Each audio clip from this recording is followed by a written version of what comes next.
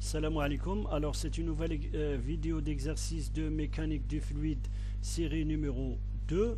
Alors aujourd'hui on va voir l'exercice numéro 3. Alors dans l'énoncé on vous dit un baromètre peut être utilisé pour évaluer la hauteur d'un immeuble si les indications du baromètre au sol et sur le toit de l'immeuble indiquent respectivement 755 et 730 mm Hg, c'est-à-dire mercure.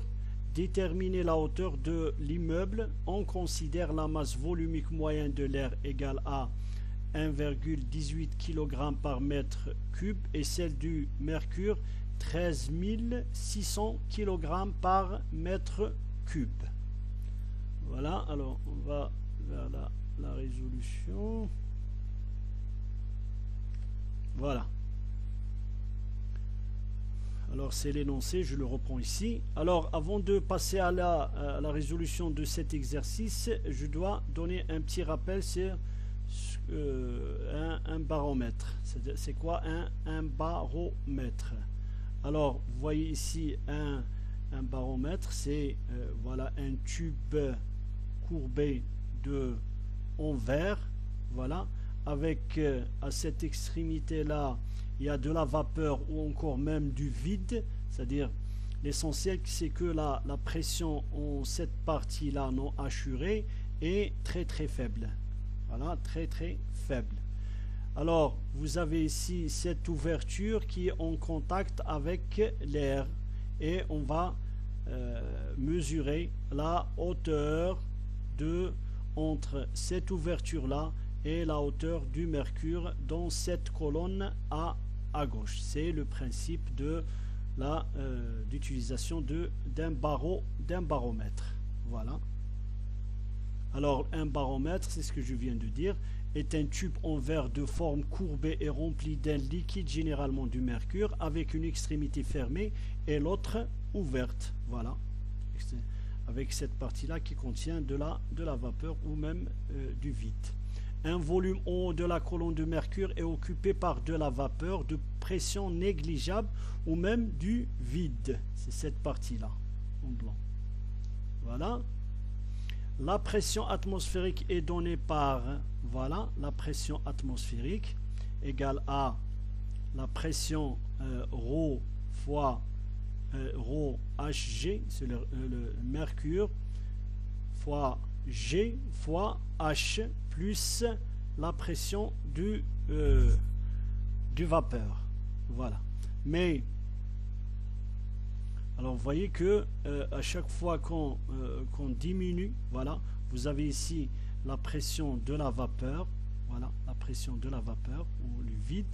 Maintenant, si on diminue d'une hauteur de H, eh bien, la pression augmente jusqu'à arriver à la pression atmosphérique. C'est-à-dire que la pression atmosphérique égale à la pression de la vapeur ou même du vide plus ρ du fluide occupant le tube, dans ce cas-là le mercure, fois G fois la hauteur H. Alors ce principe est exploité pour utiliser un baromètre.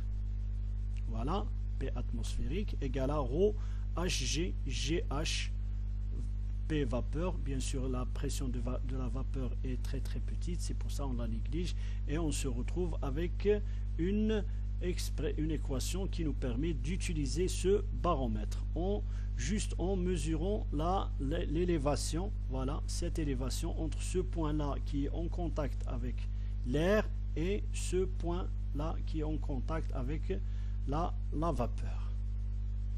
Alors dans ce cas, la pression peut être exprimée en unité de hauteur de la colonne du liquide dans le baromètre, par exemple mercure. C'est pour ça parfois on vous dit la pression, mais c'est-à-dire la pression en pascal, mais parfois on vous donne la hauteur, voilà, la hauteur de la colonne occupée par du mercure.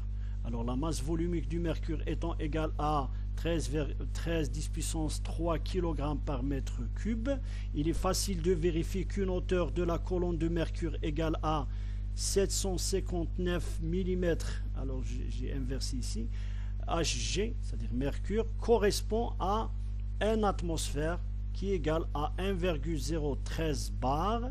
Avec le bar, c'est quoi? C'est le 10 puissance 5 pascal. Le pascal, c'est newton par mètre carré. Et bien, si vous remplacez le G, le ρ du mercure par sa valeur, c'est-à-dire 13,10 puissance 3, le G par 9,81 mètres par seconde au carré, et H, vous remplacez par 0,759 parce qu'on a 759 mm, c'est 0,759 mètres. Vous multipliez ça, et bien vous trouvez, voilà, une valeur égale à 101 262,44 newtons par mètre, ce qui est égal à 1,013 10 puissance 5 pascal, c'est-à-dire 1,013 bar, qui est égal à 1 atmosphère. Voilà. C'est-à-dire parfois on vous donne la hauteur de la colonne de mercure comme mesure de la pression. Alors si on utilise, alors pourquoi on utilise le mercure et on n'utilise pas par exemple de l'eau? Eh bien les calculs vont nous montrer pourquoi on ne fait pas ça. Alors si on utilise de l'eau comme fluide dans le tube, on aura besoin d'un tube de hauteur, voilà. Si par exemple on veut mesurer par exemple à une pression de 1 bar, plutôt 1 atmosphère, et bien je divise par la masse volumique de l'eau et je multiplie par, bien sûr, par G. Maintenant la masse volumique de l'eau c'est 10 puissance 3, G c'est toujours 9,81. Et bien pour mesurer une pression de 1 atmosphère, j'aurai besoin d'un tube de 10 mètres,32. Voilà, pour avoir une pression égale à 1 atmosphère. C'est pas pratique, voilà. On va pas traîner un tube de 10 mètres avec nous pour mesurer les... C'est pour ça on choisit d'utiliser le mercure. Voilà. Alors, on considère que la masse volumique de l'air ρ ne varie pas entre le sol et le toit du bâtiment. Voilà. Alors, je vais faire un zoom ici pour que vous voyez plus clair. Voilà, vous avez le bâtiment. Alors, pour utiliser, on va utiliser un manipulateur qui tient un baromètre au sol de l'immeuble, un autre qui va utiliser un autre baromètre, et vont les deux mesurer plutôt le H, c'est-à-dire l'élévation ou la hauteur. Alors ici HT, c'est le H au toit, c'est-à-dire la différence d'élévation des deux niveaux de mercure de part et d'autre du baromètre, HT, alors que celui sur le sol, il va mesurer une autre valeur de HS. Voilà, c'est juste pour avoir une idée. Voilà, HT et HS. Alors celui-là, il va avoir une valeur de HT, celui-là, il va avoir une valeur de HS. Maintenant, on va voir comment exploiter ces deux résultats. Alors sur le sol, le baromètre indique une hauteur de mercure de HS égale à 730 mm, c'est-à-dire 730 10 puissance moins 3 mètres. Maintenant, la pression atmosphérique au sol, voilà, je vais utiliser ρHg fois G fois la hauteur mesurée au sol, voilà, la hauteur mesurée dans le baromètre au sol. Et bien on vous dit que bien sûr je remplace Hg par 13 600, c'est la masse volumique du mercure, 9,81 c'est G, et 730 10 puissance moins 3, voilà, c'est la hauteur voilà, la différence de niveau du mercure dans le baromètre au sol. Et bien je trouve 97,384 kPa. Vous pouvez vérifier. Voilà, c'est la pression atmosphérique au sol.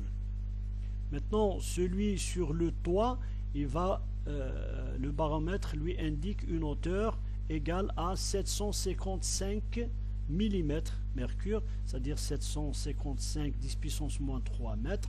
Je remplace, voilà ici, et j'aurai une valeur de 100,729 kPa. Voilà, c'est la pression atmosphérique sur le toit. Alors, considérons que la variation de la masse volumique de l'air entre le sol et le toit de l'immeuble est négligeable, c'est-à-dire entre les deux points, c'est-à-dire le sol et le toit, là, le ρ de l'air ne change pas, et bien je peux utiliser, c'est-à-dire l'équation hydrostatique, voilà, avec ρ constante. Bien sûr, la pression au sol, voilà, moins la pression atmosphérique au toit, égale à, voilà, à ρ g h immeuble, c'est-à-dire la différence entre les deux points. Voilà, il y a une pression atmosphérique à ce niveau-là, il y a une pression atmosphérique à ce niveau-là. Rappelez-vous, la règle générale qu'on va utiliser, c'est-à-dire à chaque fois qu'on descend, voilà, la pression augmente. Augmente de quoi? De combien? De ρ fois g fois ρ, c'est-à-dire l'air, la masse volumique de l'air, fois g, l'accélération de gravité, et h, c'est voilà, la différence de hauteur entre ces deux points. Bien sûr, on a considéré que ρ r est constante, et on va voir que h immeuble, voilà, égale à la pression atmosphérique au sol moins la pression atmosphérique sur le toit divisé par ρ r fois g. Je remplace toutes ces grandeurs par leur valeur numérique et j'obtiens, voilà, une hauteur de l'immeuble qui est égale à 288,10 mètres. Voilà. Voilà, c'est tout pour l'exercice 3.